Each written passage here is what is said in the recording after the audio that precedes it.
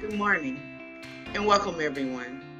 I would like to thank each of you for attending today as we continually improve our collaborative efforts. In today's training, Beyond Difficulties, Thriving in Difficult Customer Situations, we'll dive into the art of handling difficult customers. As frontline ambassadors of our organization, mastering the skills to navigate challenging interactions is crucial.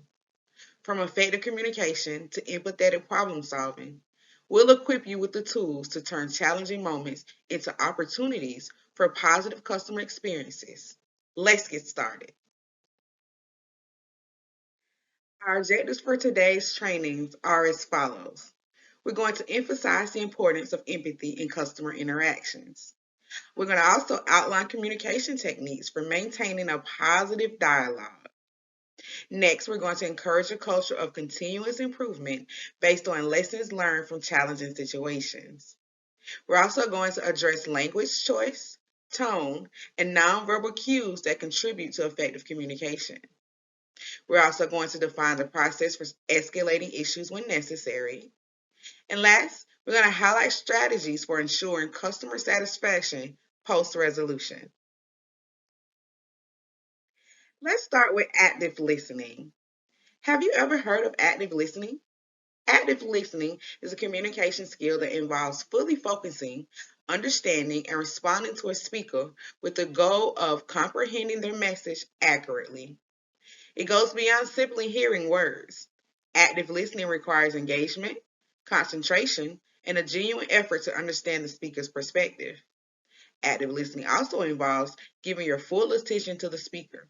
Minimize distractions and avoid multitasking to demonstrate that you are fully present. You should establish and maintain eye contact signals to the speaker to show that you are engaged and interested in what they have to say. You should also ask open ended questions to seek additional information or clarification about specific points. This shows that you're actively trying to understand the speaker's perspective when actively listening. Avoid formal judgments or jumping to conclusions prematurely. Active listening requires an open mind and a willingness to understand before evaluating. Also, resist the urge to formulate your responses while the speaker is talking. Focus on understanding their message first before preparing your reply. Patience is a crucial aspect of active listening. Allow the speaker to express themselves fully without rushing them. So, are you listening to respond or are you listening to understand? The distinction between listening and listening to understand lies in the depth of engagement and intention behind the act of hearing. In conclusion, listening to understand is a more intentional and active form of listening that goes beyond the basic art of hearing. It involves mental and emotional engagement, a genuine desire to comprehend the speaker's message, and often includes follow up actions or responses that demonstrate the depth of understanding that is achieved. This type of listening is particularly valuable in fostering effective communication, building strong relationships, and resolving conflicts. Throughout the presentation, you will see the words verbal and nonverbal cues. So, what are they? Verbal cues refer to the spoken aspects of communication, including the words, language, and vocal elements used to convey a message. Verbal cues can play a crucial role in communication, and their importance lies in several key aspects, such as presenting information and expressing thoughts, ideas, and messages through spoken words. The choice of words and how they are articulated help express the speaker's intent. Clear and effective verbal cues contribute to mutual understanding between communicators, minimizing the risk of misinterpretation or confusion. Verbal communication is fundamental to building and maintaining relationships as it enables individuals to express emotions, share experiences, and connect with others on a personal or professional level. Verbal communication is essential in collaborative problem solving, enabling individuals to discuss issues, brainstorm ideas, and reach solutions through dialogue. Verbal communication is also integral to personal and professional development as it enables individuals to articulate goals, seek guidance, and communicate aspirations. In summary, verbal cues are essential for effective communication, playing a central role in conveying information, expressing intentions, building relationships, and influencing outcomes in various personal and professional contexts. So, what are nonverbal cues? Nonverbal cues are nonverbal signals or expressions that deliver information without the use of words. These cues play a crucial role in communication and can include facial expressions, body language, gestures, eye contact, posture, and other forms of nonverbal communication. Nonverbal cues, such as facial expressions, can display emotions like happiness, sadness, anger, or surprise, which adds depth to verbal communication. Nonverbal cues provide additional context and help clarify the intended meaning of verbal messages, reducing the likelihood of misunderstanding. Positive nonverbal cues like maintaining eye contact and using open body language contributes to building trust and rapport in interpersonal relationships. Have you ever heard someone say, "You don't have a poker face"? Well, that is a huge nonverbal indication of how you are feeling. Or it may not be. But your facial expression shows your current disdain feelings when you don't have a poker face. To summarize, information accompanied by relevant nonverbal cues is often better retained in memory, contributing to improved understanding and recall. Understanding and being mindful of nonverbal cues in communication is essential for effective interpersonal interactions, fostering positive relationships, and successful communication outcomes. Before we cover how to handle those difficult customers, let's define some, but not all types of difficult customers. Handling difficult customers require recognizing various types of challenging behaviors. Here are some common types of difficult customers. First, we have angry customers. An angry customer is most likely not angry with you as an individual, and it's important not to take their anger personally. They may raise their voice or use aggressive language. Next, they're indecisive customers. These customers can seem all over the place. They require extra guidance and extra reassurance. Then, there are impatient customers. Those type of customers want quick resolutions and may express frustrations if expectations are not met. We also have the know-it-all customers. Those customers dismiss advice or guidance from customer service representatives. Continuing with the types of difficult customers, we have the overly critical customers. They offer negative feedback, even for minor issues, and find issues with every single thing. Next, we have the manipulative customers. Those customers can be demanding or very pushy to get what they want. Then, we have the silent or withdrawn customers, who may require efforts to draw them out and understand their issues.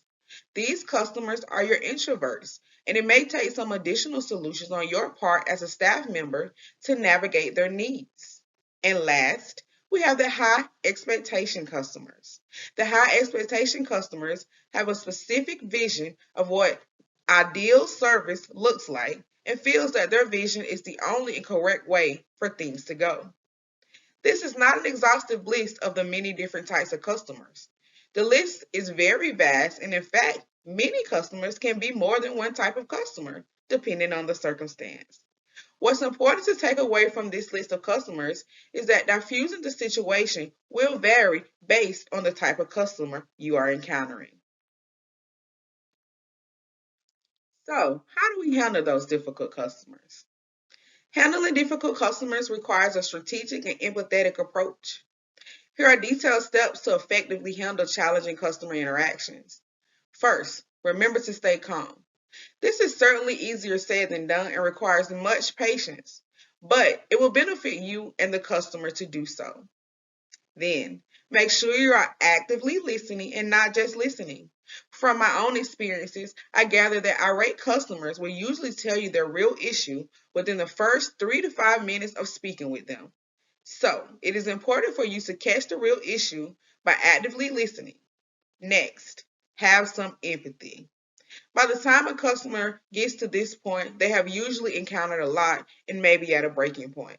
Showing some empathy can go a long way. After showing empathy, apologize. Yes, that's correct. Apologize. It is not your fault they are ineligible. It is not your fault the last staff member didn't do what was promised, nor is it your fault their job laid them off without warning. But apologize anyway. Because once this situation arises, how it is handled going forward is your fault. Don't place blame on the customer or any other staff member. Opinions differ on whether or not the customer may or may not always be right. However, do not blame the customer. Next, be sure to recap the issue as you understand it to the customer. If you are actively listening, then this will be easy to do. Once you have reviewed the issue with the customer, be sure to offer solutions, whether that is making some additional phone calls or sending some emails. Be sure to offer real solutions to the problem at hand. Once solution has been reached, document. As I always say, document or it didn't happen. You want to document as soon as you can while the information is still fresh on your mind. This gives a better chance of the accuracy of the documentation. And last, but definitely really important, learn from it. Every experience has a teachable moment. Be sure to find it. It is important to note that at any time the situation escalates or if you cannot resolve it independently, involve a supervisor or higher authority. Do not be afraid to ask for help. Don't wait until it is too late. Ask for help the moment you think you may need it. These situations can unfortunately happen at any time. Remember, the key is to remain patient, empathetic, and solution focused throughout the process. Each difficult interaction presents an opportunity to strengthen customer relationships and improve customer service. Limited English speaking customers. Although a limited English speaking customer is not a difficult customer, incorrect interaction can create a difficult situation for the customer and for the staff. Limited English proficiency can sometimes lead to problems in communication, and customers facing language barriers may encounter difficulties that can make their experiences challenging. To avoid this, train staff on cultural sensitivity and effective communication with customers from diverse linguistic backgrounds. By proactively addressing language barriers and implementing strategies to enhance communication, businesses can create a more inclusive and positive experiences for customers with limited English proficiency. So, what do you do if a customer suddenly becomes aggressive? In the rare event that you come across an aggressive customer, there are a few things you should remember.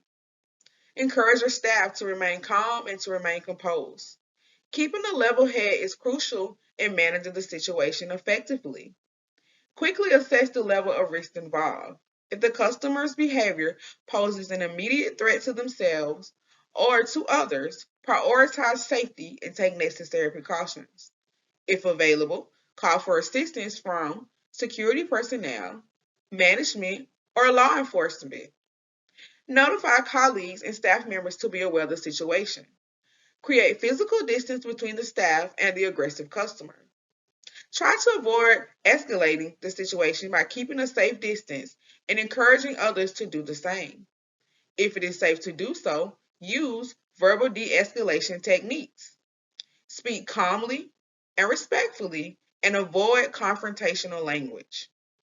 Try to understand the customer's concerns and address them if possible. Guide other customers and staff members to a safe exit away from the individual. Wait for professional assistance. Staff should not attempt to physically restrain the individual.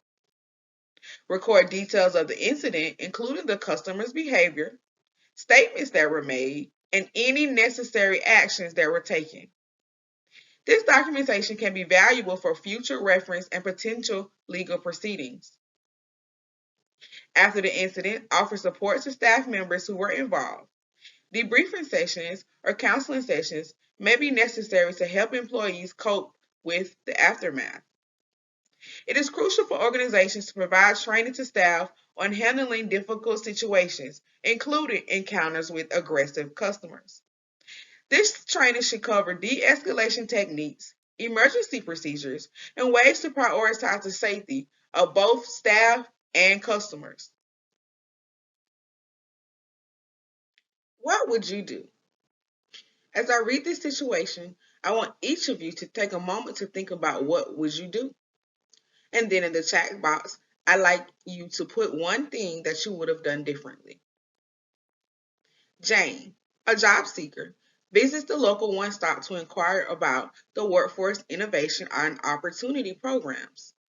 After an assessment, it is determined that Jane is not eligible for WIOA assistance due to certain criteria.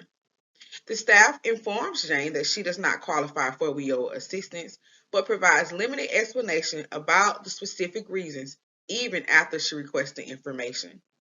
She is not provided the information or guidance on alternative resources and supportive services. This causes Jane to get upset and she gets belligerent with front office staff and has to be escorted off the premises. Let's take a few seconds to think about all the ways that this could have been handled differently.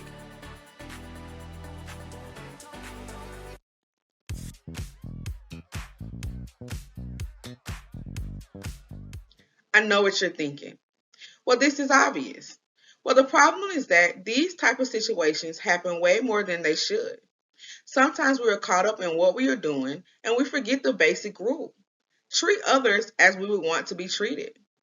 There are several issues here. First, the staff did not provide the exact reasons Jane was ineligible. The lack of clarity creates frustration and distrust. Second, this creates a negative perception of the organization and may lead the customer to perceive the organization as unhelpful or uncommunicative. Then, this certainly is a missed learning opportunity for the customer and for the staff. Without knowing the specific criteria that led to her ineligibility, the customer misses an opportunity to learn and address potential areas for improvement or qualification in the future. Also, something that is overlooked quite often, this could lead to potential legal or compliance issues. Not providing clear eligibility information could be perceived as not complying with certain rules and regulations that are required. And last, but certainly not least, this could be a huge impact on the word of mouth discussed about the organization. Unhappy customers are 95% more likely to share their negative experience with others, creating a negative stigma and potentially influencing the opinions and decision of prospective customers. As I read this situation, I want each of you to take a moment to think about what would you do. And then in the chat box, put one thing that you would have done differently. And then I will tell you one thing that I would have done differently. John is a homeless man who always hangs near the local one stop. He usually does not say much, but always kindly greets people as they pass by. He is known by several of the customers and staff members and always seems to stay out of the way. Today, John came into the one stop and requested to sign up for services, but was immediately dismissed by the frontline staff. John was visibly upset and treated horribly in front of many other customers. Before things could escalate, John left, confused and disappointed. Unknown to the frontline staff, John had just received some disappointing news from the BA because he was not only homeless, but a veteran as well. Let's take 10 seconds to put one thing that could have been done differently.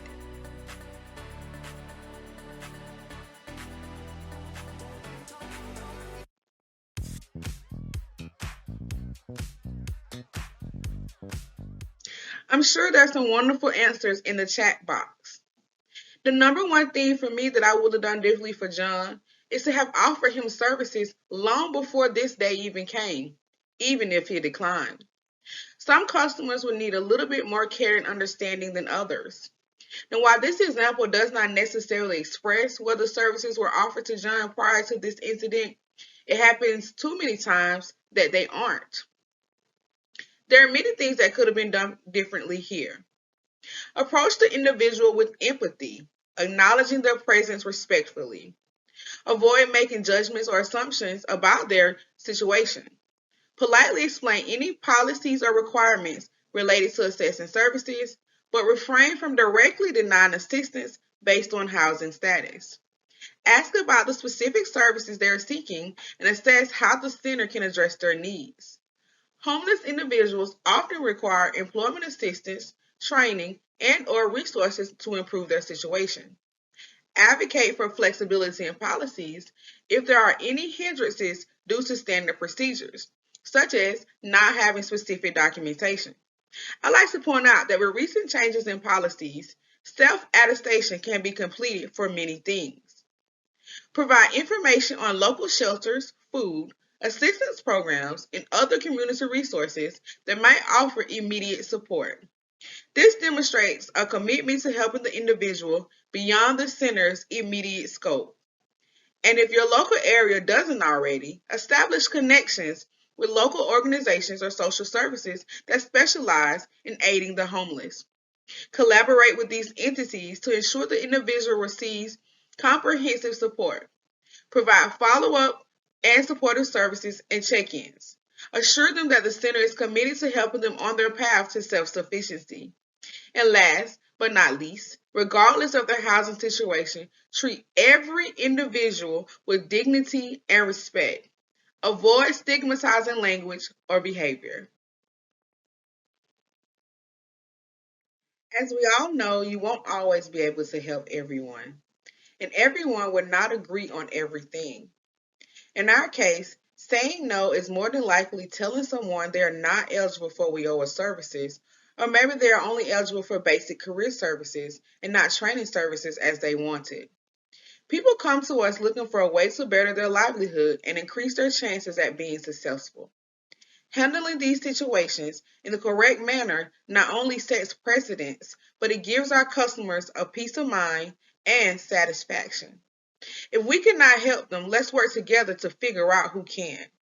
Resources and referrals should not be something that happens every now and again. Resources and referrals are just as important as getting someone through our program. The end goal is all the same, to help our customers achieve self sufficiency. I would like to thank you all for actively participating in today's training on handling difficult customers. Remember, every challenge is an opportunity to showcase our commitment to exceptional customer service. By applying the techniques and strategies discussed, you're not just resolving issues, you're creating lasting impressions. Keep refining your skills, stay empathetic, and continue making a positive impact. Your dedication to customer satisfaction is key to our collective success. As always, if you have any questions, comments, or concerns, please contact us at WIOAprograms at tcsg.edu. Have a great day. Hey everyone, it's Jaleasa, your friendly neighborhood program specialist, as I like to call myself. And I just wanted to send another reminder, excuse me, to each of you that you all have your own personal liaison on the program's team. We are here for all of your technical assistance questions and are willing to help in any way that we can. If you have a question that you're not sure of, you can also send it to the WIOA Programs email, which I personally monitor and we will get it taken care of. If we don't know the answer, we will get you in touch with who does know the answer. And last, I would like to send a personal shout out to my local areas for keeping me on my toes and keeping me busy with technical assistant questions. Next slide, Andrea. Last but not least, Thank you. We know time is important and you can't get that back. We are so appreciative of each of you taking the time out of your day to attend this training. And please do the survey. We want to know what we're doing as we're always aiming to improve and to continue working on our collaborative efforts. Have a wonderful rest of your day.